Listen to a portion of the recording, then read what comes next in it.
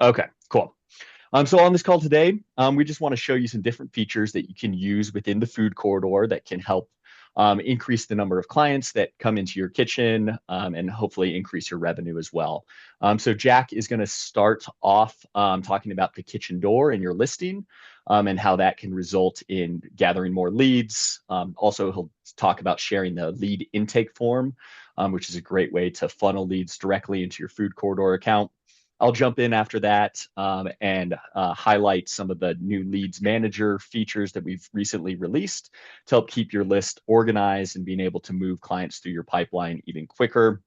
Um, I'll also show you the Onboarding Flows add-on and how that can be utilized to onboard your clients more quickly and efficiently, resulting in you getting paid quicker.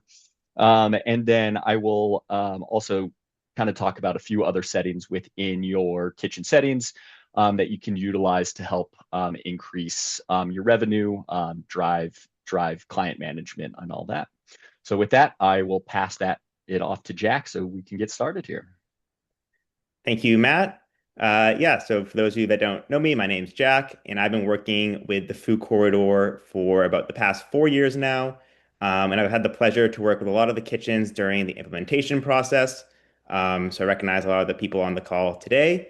And another key part of my role is managing the kitchen door. So the kitchen door is the website that connects food businesses to shared kitchens for rent in their area. So when somebody reaches out to you, they'll land directly in your food corridor account, where they'll start off in your leads tab. And from there, you can begin communicating with them and hopefully invite them to onboard. So it's really like the top of the funnel for a lot of the kitchens. And the great part about the kitchen door is that we've invested a lot of time in doing the SEO work. So we're making sure that it's ranking consistently at the top of Google searches when people are looking up, shared kitchen for rent or a commissary kitchen near me. It's always going to, show up at the top of the page to make sure you guys are getting as much exposure as possible. And people are, pretty consistently asking me what kind of exposure does the kitchen door actually receive. So I just wanted to show you guys this graph here. And this is showing food business leads on the kitchen door dating back from January 2024 all the way to this past July. So yeah, this is the number of leads sent each month to kitchens on the site. And a couple key takeaways here. The first thing is that the shared kitchen industry is definitely growing year over year. So taking this past July, when there are about 3,300 leads sent, that's about 800 more than in July of 2024, which is about a 33% increase. And if we went even further back to prior years, you would even see that increase pretty much year over year. The other key takeaway is that there's definitely a lot of seasonality within the shared kitchen industry. So it's pretty obvious that during the winter months, that's where demand is at its lowest. Then things tend to pick up again in the new year. Food businesses might have a resolution to start that new business finally. And then things get at its highest during, late spring, early summer. That's definitely where food businesses are most often looking for new kitchen space. So yeah, I guess what you can take away from this is, during those winter months when things might not be as busy, you can think of other creative ways to make sure that the kitchen is being used. So if you have, workshops, classes, serve safe classes, maybe you could also use that time to think about like revamping your policies and procedures, your billing structure, during those slower periods, other ways to make sure that the business is ready for the spring, when you're going to need, to spend more time on onboarding new businesses, making sure you have, all your employees on hand during those times. Maybe you need additional prep tables or storage. So yeah, just making sure you're being prepared for the different seasonality of the shared kitchen industry in general. Yeah. And so for a lot of you on the kitchen door, you have preferred listings. And that means you're ranking at the top of the page in your area. And I just wanted to give you this insight where in 2025, about 24% of all listings on the site are preferred listings. However, they do receive a 31% of the lead share. So basically, all that means is over the past 6 months, most preferred listings have been getting about 18 leads compared to 11 leads for the verified listings. So there is a good jump there for the preferred listings. Um, Another really important thing I wanted to point out is that there are preferred listings missing. So there are kitchens that are eligible for the preferred listings that haven't created them yet. So if you're on this call and you haven't created your listing, this is your call to do so as soon as you can.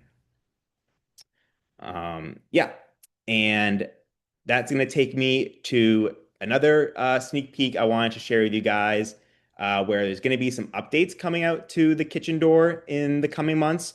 So just wanted to prepare you all for that. Um, and when you search for kitchens right now, it's really just a list of the available kitchens in that area and their kitchen name. So we wanted to give kitchens a way to stand out more at a glance. And to reward kitchens for performing well on the site.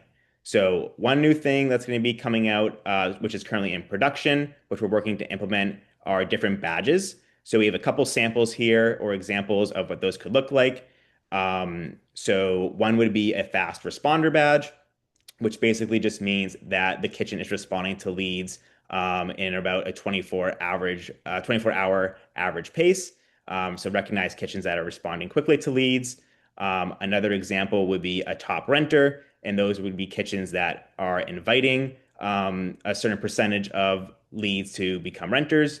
And some other cool updates are going to be adding a cover photo to the kitchens. So this is where you can give like kitchens a quick sneak peek before they actually click on the listing as to what your kitchen looks like. You'll also be able to have your logo stand out here. And finally, you could add different tags. So to highlight different services that you guys might offer if you're 24/7, if you have freezer storage or parking, you can highlight those on the listing at a glance here. Yeah, so this is just a great time to remind yourself that you can update your listing at any point or create one. So I'm just going to show you here within a food corridor account how to do that. So here I'm just in the food corridor under their account settings, and this is where you can update your listing at any point. The main thing I just want to highlight is really having clear photos is the most important thing. 9 times out of 10, when kitchens, ask, what they can do to improve their listing, it's mainly just having more clear photos. Sometimes it can be of like a dirty kitchen, or I've seen just pictures of food. So making sure that your photos are as neat as possible, even if like your food businesses are open to it, you could have them in the kitchen showing like an inviting environment with people having fun cooking. So yeah, just making sure you have as many photos that are relevant as well. If you have like some cool equipment you want to highlight, definitely adding that here too. From there, want to make sure you have your logo and website linked for as much exposure as possible, and then just having like a clear and inviting description. This is again where you want to highlight what key pieces of equipment you have. If you're oriented towards bakers, highlighting that. You can put other services that you offer here if you have consulting or different types of storage. And if you've owned a food business in the past, that's definitely a good thing to make sure you're being welcoming to the food businesses, saying you've been in their shoes before and you could help with like the marketing and all that if that's what you offer. And even if you use the food corridor, you can highlight you use like a easy scheduling tool to keep things easy for the food businesses.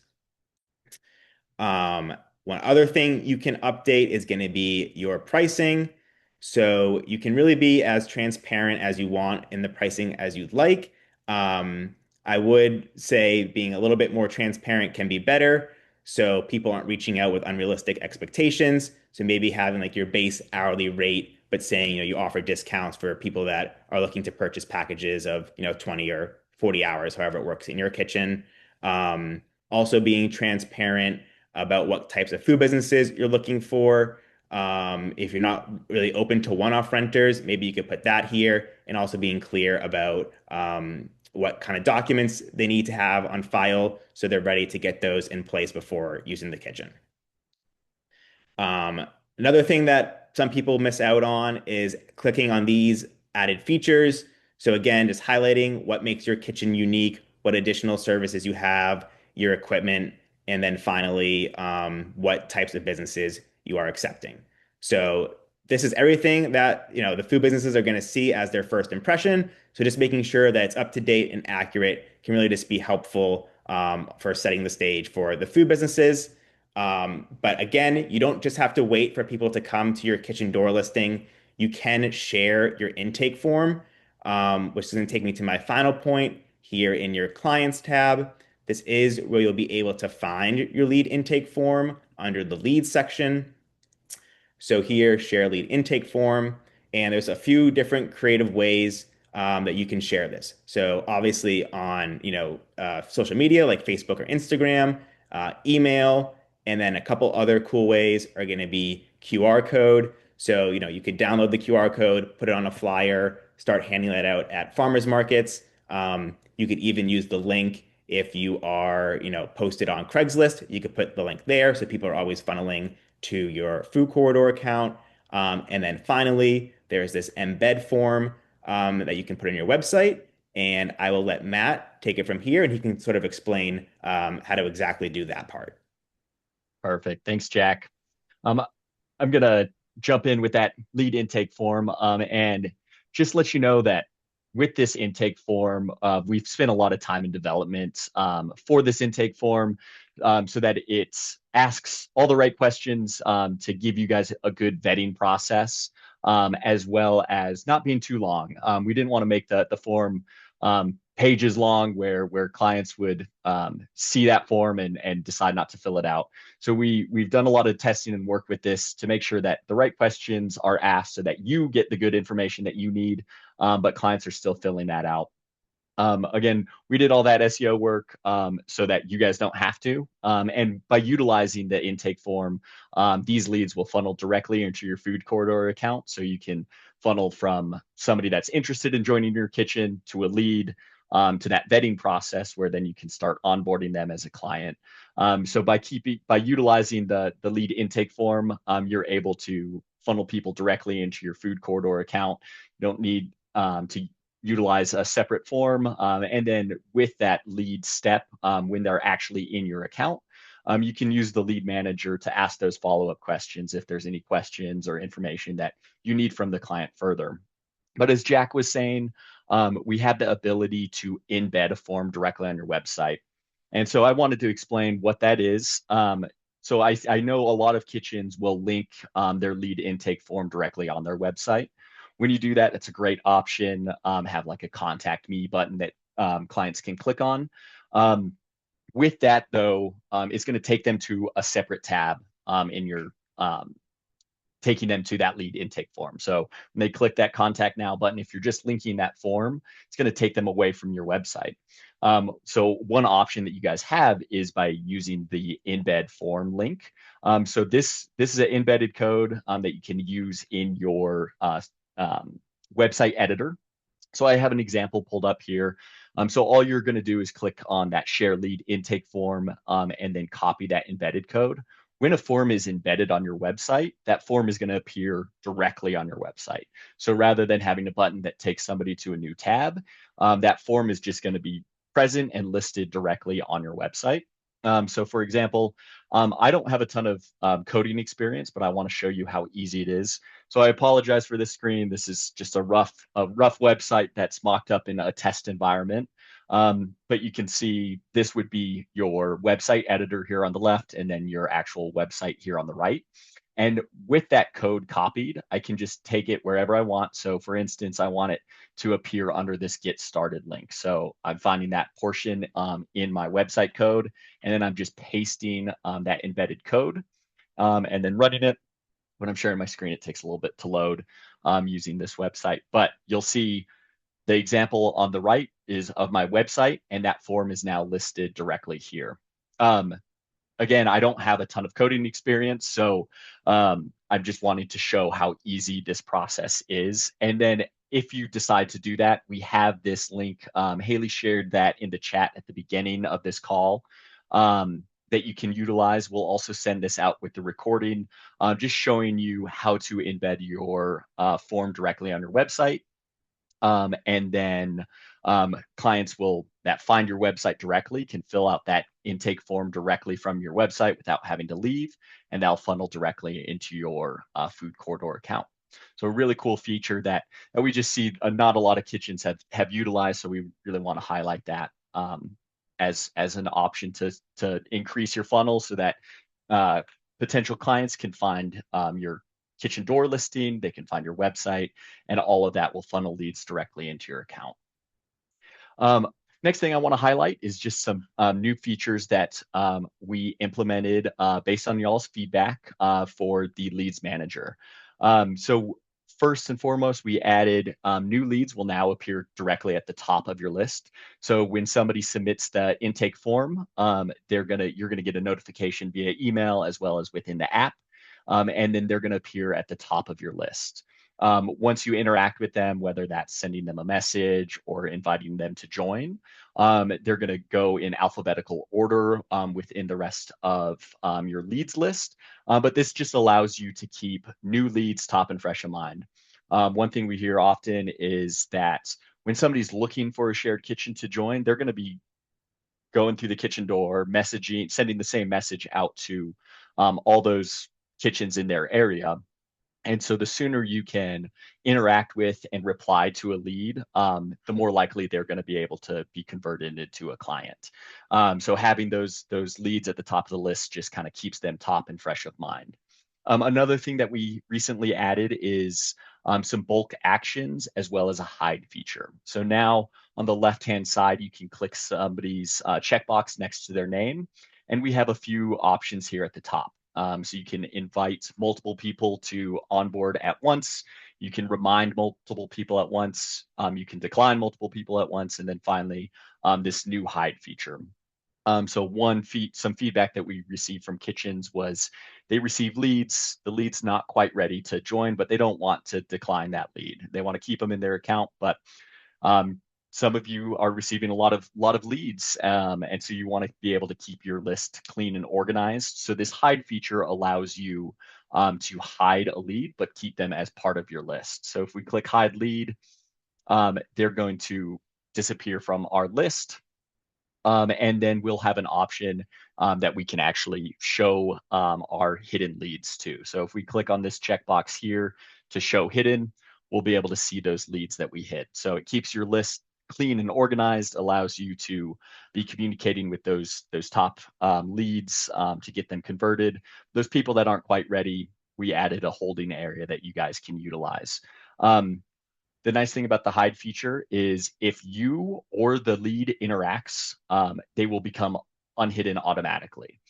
So let's say Rock and Roll Foods here sends me a message, finally replies, they'll automatically become unhidden and appear as part of my leads list again. This also occurs when I send them a reminder or send them a message. If I interact with the lead, they're going to be unhidden.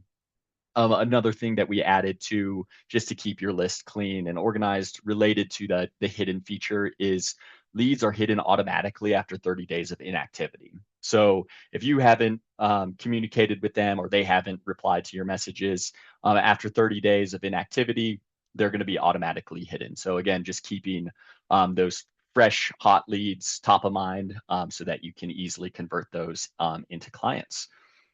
Another feature that I want to highlight that hasn't been released yet is going to be a note section. So similar to your client's profile, you'll be able to add notes to leads now too. So if you gave them a call using the phone number that they entered in, you can add a note about that call. If you're deciding to hide a specific lead, you can add a note about when they were hidden and why and when they may be ready to join. So it just allows you some more organization process to keep your leads organized. And again, your those hot new leads top and fresh of mind.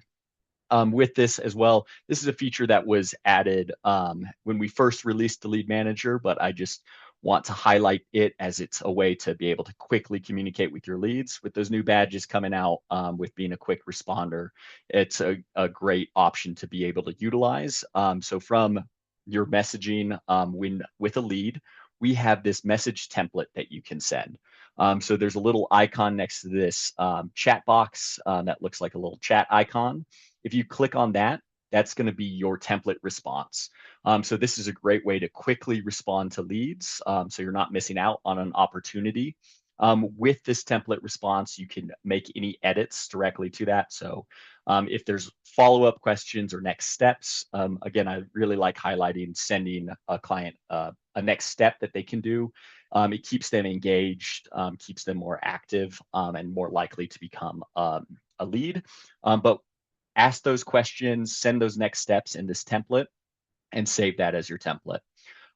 Once you have that in place, you can send with one click, and then that lead will receive that message via their email address. So it allows you to quickly respond to those new leads. Again, being able to quickly respond allows you to capture a lead when they're still hot, as well as increases your response rate, allowing you to receive that fast responder badge once that comes out. So once you've vetted a lead, you can invite them to onboard. And so again, just working through the funnel, having a good kitchen door listing results in receiving more leads in your account.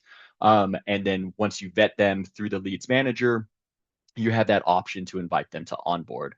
When you invite them to onboard, you can assign an onboarding checklist directly when you're inviting them to onboard.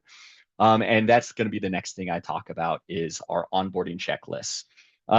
So we pulled some numbers recently that show that the average time a kitchen takes to onboard a new client when they aren't using the onboarding checklists is around 100 days, so just over 3 months.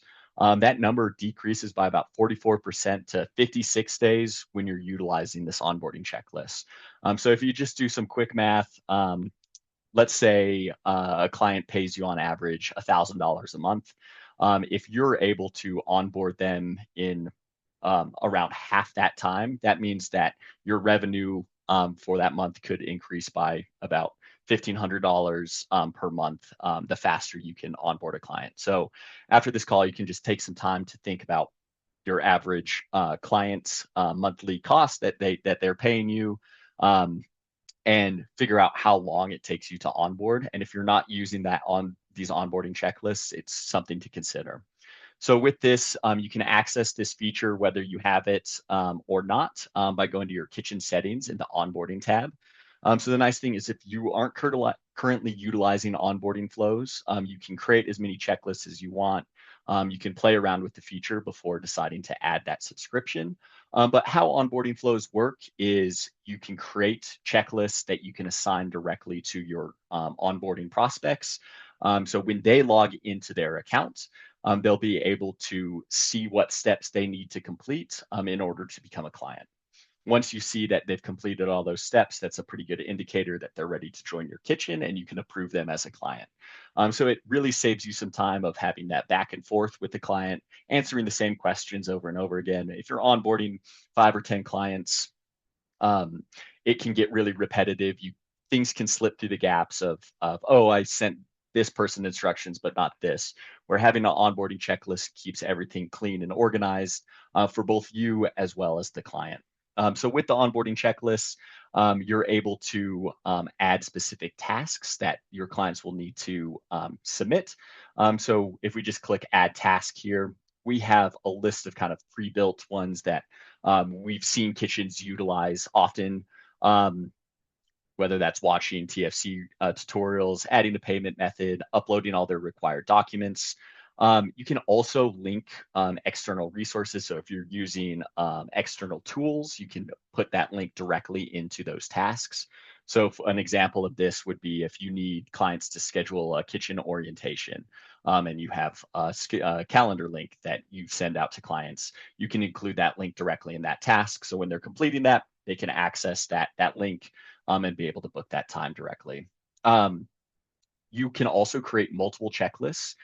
So for example, I have a couple example checklists created here. So one for new prospects. So those are people brand new to your kitchen, haven't worked with you before. I have a returning client checklist. So somebody that's, like Jack said, there's some seasonality in this business. So somebody may not be renting from your kitchen in the winter months, but want to return into summer. So having some tasks that are specific for them, compliance refresher, and then I'm on one that is specific for food trucks. So if you have different client bases, you can have different checklists for those needs. When we view this as a prospect, you can see what it will look like on your client's end. So once a checklist is assigned directly to a client, when they log into their account, they're going to be taken directly to that checklist and they can start those tasks right away. So when you assign that checklist to a lead that you're inviting to onboard, all they're going to be doing is clicking that invite link, creating a password, and they'll be taken directly to the checklist so that they can move through that process even quicker. Things like add a payment method to your food corridor account are going to be automatically completed. So once they add a payment method, that task is going to be marked completed automatically, as well as like upload required documents. A thing like schedule kitchen orientation, they'll be able to mark that task as complete. You'll receive a notification and you can either approve that or mark it as not completed yet. So it allows you to really stay on top of that onboarding process, makes your needs really clear to your clients, and then allows you to move people through the pipeline even faster. So my recommendation after this call is just take a look at your onboarding process. If you're currently using onboarding flows, consider creating separate lists for specific clients if people have different criteria that they need to meet. Also make sure that your onboarding process is up to date. The clearer your steps can be, the simpler they are, the quicker you can move somebody from a lead to a paying client, resulting in more revenue for you. And then if you aren't currently utilizing the onboarding process, see what your onboarding process is like and see if they would translate well into the onboarding flows. Feel free in your kitchen settings to create these checklists. Again, you can create as many checklists as you want without the need of adding the subscription on. So it's a great way to play around with the feature before committing to it.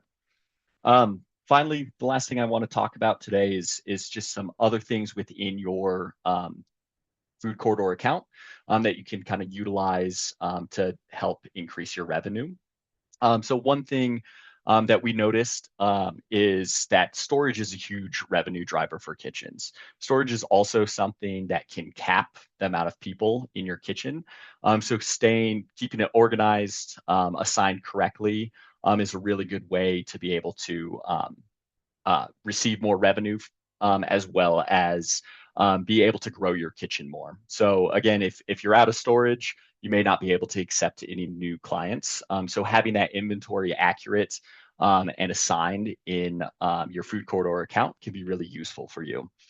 So I just pulled these numbers yesterday, but out of the top 10 billers on the food corridor currently, 15% of their revenue comes from storage. So if it's something that you aren't currently utilizing, it could be something that could be really beneficial to help increase your revenue.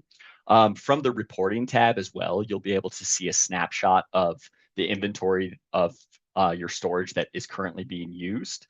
So at a glance, you can kind of see the cap that you may have on your clients. So under this reporting dashboard right here, you can see how many storage units are assigned as a percentage and gives you a good insight of whether you can accept new clients at this time or if you're kind of capped out. And if you're capped out, looking through your clients list and making sure that clients are utilizing that storage. Somebody may be assigned a storage unit that they aren't currently using. So just making sure that that is up to date. Another great way to help increase your revenue is just taking a look at some of the other value added that you provide your clients. So that a lot of the value that you guys are adding is allowing a shared kitchen that they can cook and prepare their food in. So a lot of your revenue is going to be coming from scheduling and billing plans. But there's a lot of things that you guys do that offers a lot of value to your clients as well. And so you just want to consider if that is included in your billing model or if there's revenue being left on the table from these value added aspects that you're providing to your clients. So, for example, if your area has some limited parking, but your kitchen has parking, you can use recurring fees to charge clients for parking. If you're an incubator kitchen that helps grow startup companies into full businesses, there's consulting that you may offer. These can all be added with either standard fees that are recurring or one-time offs that you can directly add to clients' pages. So I recommend just taking some time to think about all the value that your kitchen adds and seeing if that is included in your billing plan. So I'm going to leave you today before we get into questions with just some next steps that you can do after this call. So with this, as Jack mentioned, take a look at your kitchen door listing. Make sure all your photos are up to date and all your information is accurate. Think of creative ways that you can share your lead intake form, whether that's embedding that on your website directly, sharing that QR code, linking it on your website, or sharing that link with people directly. Test out some of those new leads manager features. So practice hiding leads who aren't quite ready. Create a message template if you're not utilizing that feature already. Brainstorm other values you provide to your clients. So think about what else your kitchen offers, and if that is already included in your billing. And if not, think of ways that you may be able to add that so that you're not leaving revenue on the table. And then finally, review your onboarding process. So whether that is you are currently utilizing onboarding flows or not, just take a look to make sure that your onboarding process is efficient and has all the required steps that you need. So play around with the checklists, create new checklists if you want, so that you can quickly convert these clients or these leads into paying clients. So with that, we can take some questions, and then I'll pass it off to Haley here after we answer any questions, so that she can talk about the Shared Kitchen Summit coming here in November.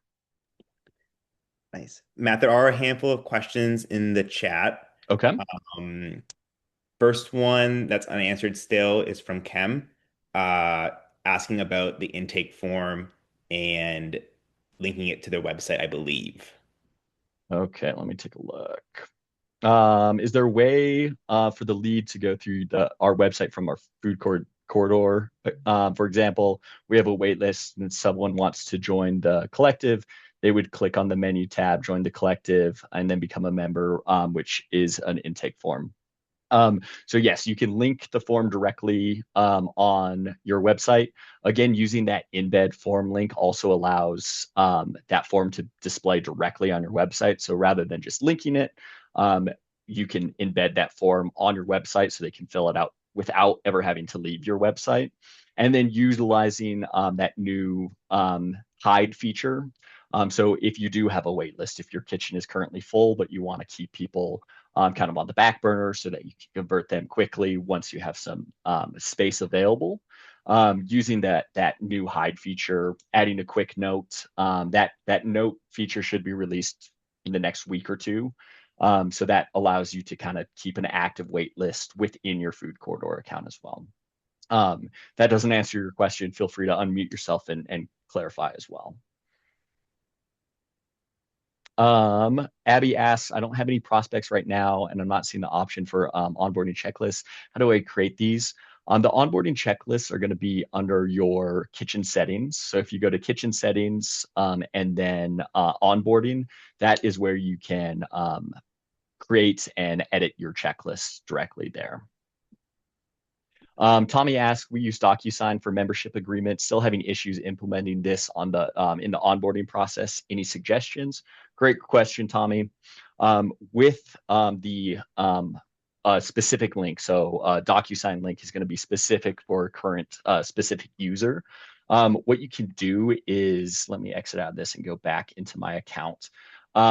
When a checklist is assigned directly to a client, you can actually edit those specific tasks, and it's going to edit for that client only. So I'm going to assign a checklist to a client.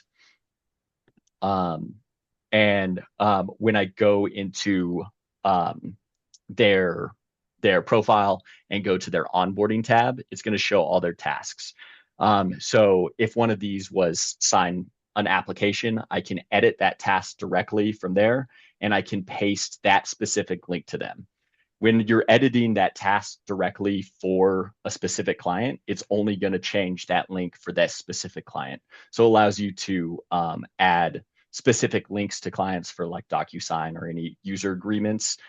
So again, you can kind of keep either a placeholder URL within your kitchen settings for that checklist, and then just update it to the correct URL through there once that checklist is actually assigned to that user.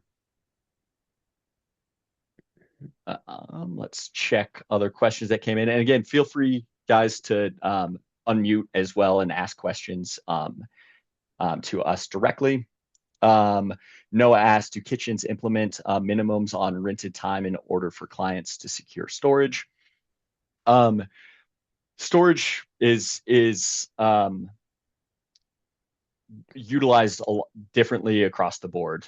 So some kitchens build that into their billing plans. In that case, their price of their billing plan would include storage. Other times, storage is completely billed separately. And so it's kind of up to you by allowing like a minimum booking to require storage. Utilizing a billing plan is a great way to do that, because billing plan allows you to kind of set a set monthly price and they receive a set number of hours. So that would be their minimum time that they would use. And so if a client is on that billing plan, you could potentially include storage in that. Utilizing it that way is a great way to encourage clients to use the kitchen more as well, sign up for those billing plans. Billing plans are a great way to kind of guarantee specific revenue. So if you have all your clients on an hourly billing plan where they're paying as they go, your monthly revenue can really vary month to month. So offering things like storage included in a minimum billing plan is a great option to encourage people to become official members of your kitchen. Yeah. And Matt, I think I'll add to that. I think it's a really good idea. And yeah, I think because like you want to be careful about who you're giving the storage out to, because if you give out the storage to, a bunch of food trucks that aren't coming in to use the kitchen, that can prevent you from bringing on a larger client that might need a lot of storage and they want to use the kitchen very often. So yeah, making sure you're always having at least some storage available for a potential client that, might need a lot of kitchen time.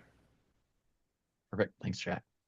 Paul asked, is it possible to embed the onboarding link directly rather than the lead intake form link? They like having their leads create an account directly from the start. There's not, the only thing that you can currently embed is that lead intake form, and they'll funnel directly into your leads. You can still link that invite client link to your website. It just won't be embedded on your website, but that's still a good option. I see a lot of kitchens utilize that where they link that account creation link directly on their website. So for those of you that just want to be able to see that, this invite client link right here, you can link that directly on your website as well. This is not embeddable currently. Right now, only that lead intake form is. Cindy asked, is there a feature that shows if a lead has opened the email? We use a CRM platform that does, and it's helpful. It will, I believe, show when a message is read. So when that email is opened, you should have in that specific chat be able to see when a message is read. Right now, I just sent this one out, but it would show down here read at. That's how our regular messaging works. So I believe I can test that for sure to make sure that that is accurate for this sending messages to leads directly. But we did add, when we did our message revamp, that messages are shown as read. So I can verify that after this call and let you know as well. Kim, this may be off topic. Is there a way our clients can see how many hours they've used and we can add rollover hours to their account? Right now, when clients utilize more hours than are included in their monthly billing plan, that is going to be calculated as overage and added to their next month's bill. there's not an option to add additional hours to a client's account, but one option you have is if you have multiple tiers of billing plans, from your billing tab, you can see once a user hits that cap. So they'll appear under your billing tab as I don't have anybody that has this cap yet, but um, expected overage hours. So that shows when a client has used all their hours or all their credit that has been included in that specific billing plan. And one option, if you have multiple tiers of billing plans, is then mid-month move them up to that next tier. That will give them additional hours, and you can use a one-time fee to charge them for that price difference. So just keeping an eye out on your billing tab is where you can see when a client is over their monthly expected hours. And on a client's end, from their food corridor account, they're going to be able to see the number of hours that they have utilized in a month. So whether they're on an hourly billing plan or on a time-based plan, they're going to see that chunk of hours there listed or that chunk of credit that they have, and how much of those hours or credit they've utilized in that month. Well, thank you, Matt. Hi, everyone. So you've answered my question. So I just wanted to know that like you said, the clients are able to see how many hours they utilize so that we do not have to go into the calendar and kind of like tally it up for them because they'll able to see it on Yeah. their end. Is there a way that we can make like a dummy account? Like say Woman to Kitchen Collective has a dummy account that looks like the client's end versus Mhm. the admin end so that we'll be able to kind of like assist them more in getting to know the platform better. Yeah, definitely. We highly recommend that. Adding a test account to your kitchen is a great way for you guys to be able to see what a client's side looks like.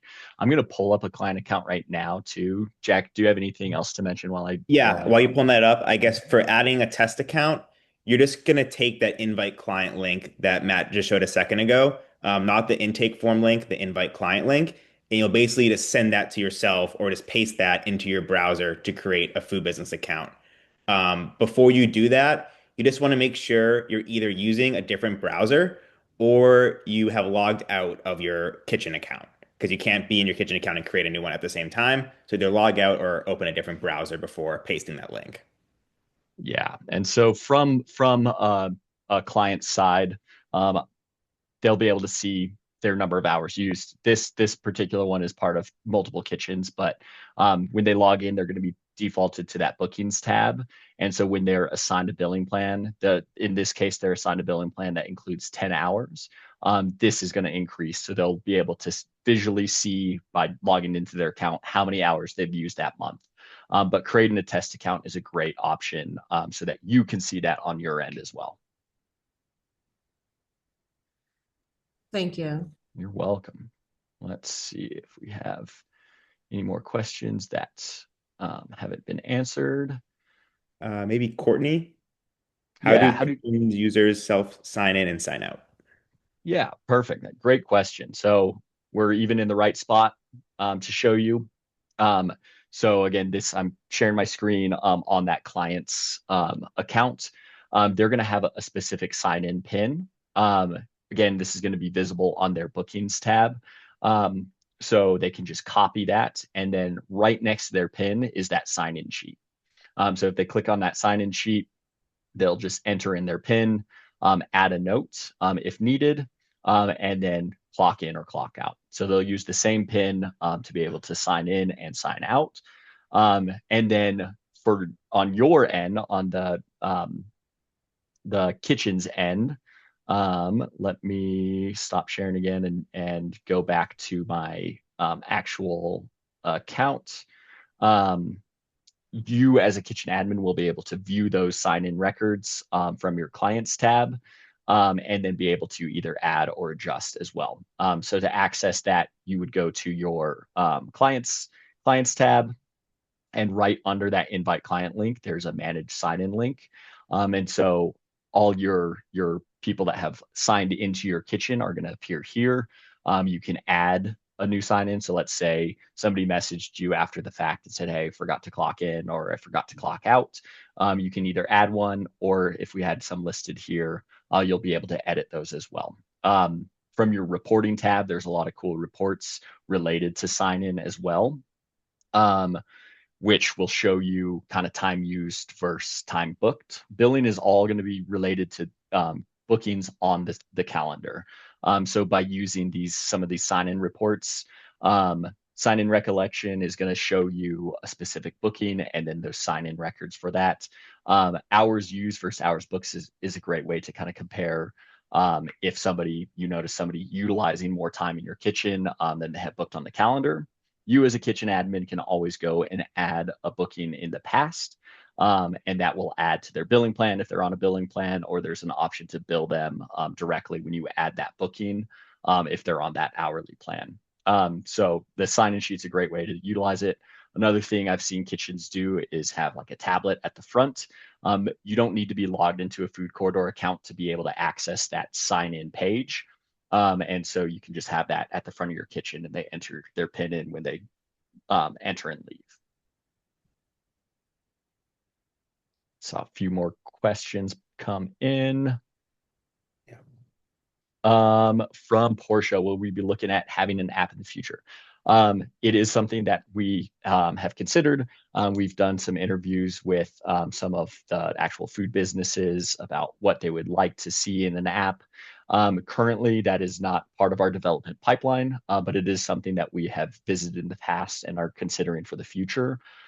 We do have a fairly small development team, so we really try to focus on updates that will be really beneficial to y'all.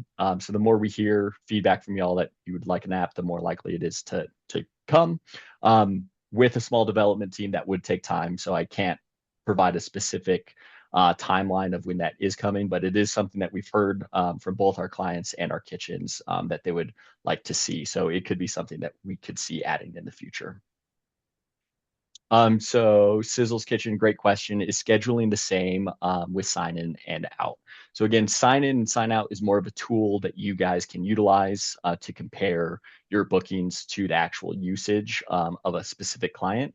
It's not tied directly to billing though, or adjusting the actual schedule.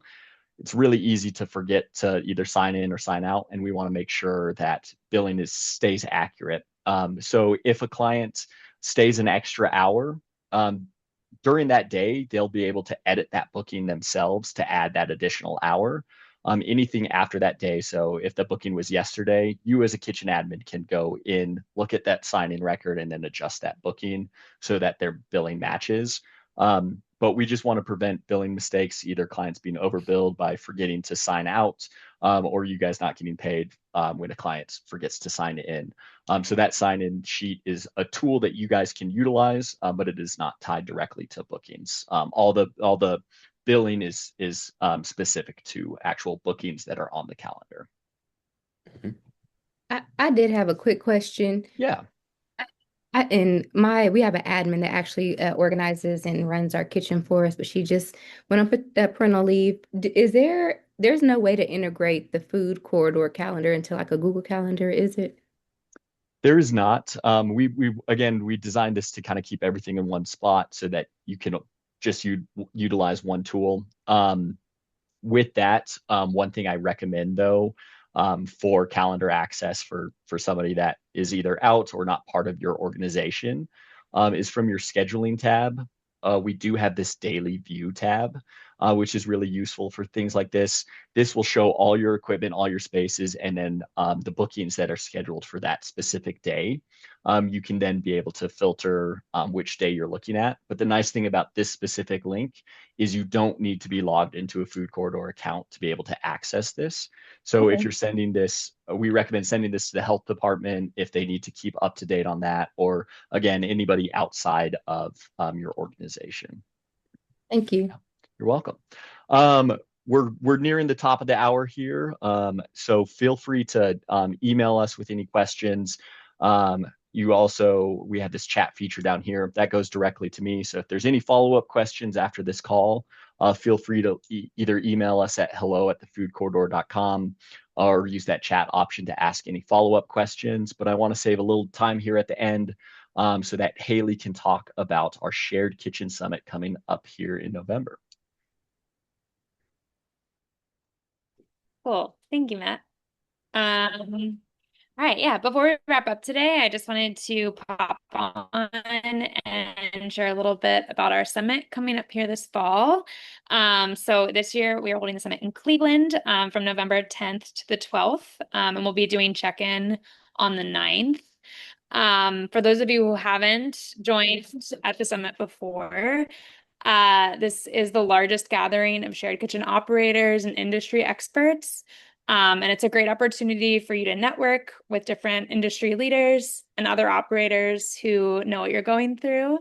And we'll be featuring some brand new sessions this year, as well as our annual Golden Whisk Summit, our Golden Whisk Awards, and a bus tour of Cleveland. So it'll be a really exciting agenda, which we have just shared out. And I've shared that in the chat, so you all can take a look. But yeah, make sure you're signed up for our newsletter, and we'll be sharing out some more exclusive updates and announcements there. And you can also scan this QR code here, and it'll pull up the ticket page for you. Perfect. Thank you, Haley. And again, we'll be sending out this recording likely tomorrow with some links. So we'll include the link to the Shared Kitchen Summit, as well as some useful other help article links about things that we talked about today. And then again, just after this call, one thing you can do is just, again, take a look at these action items about things that we talked about on this call. So we appreciate you all for joining. Feel free to reach out if you have any follow-up questions after this call. And we thank you for taking your time today. Thank you.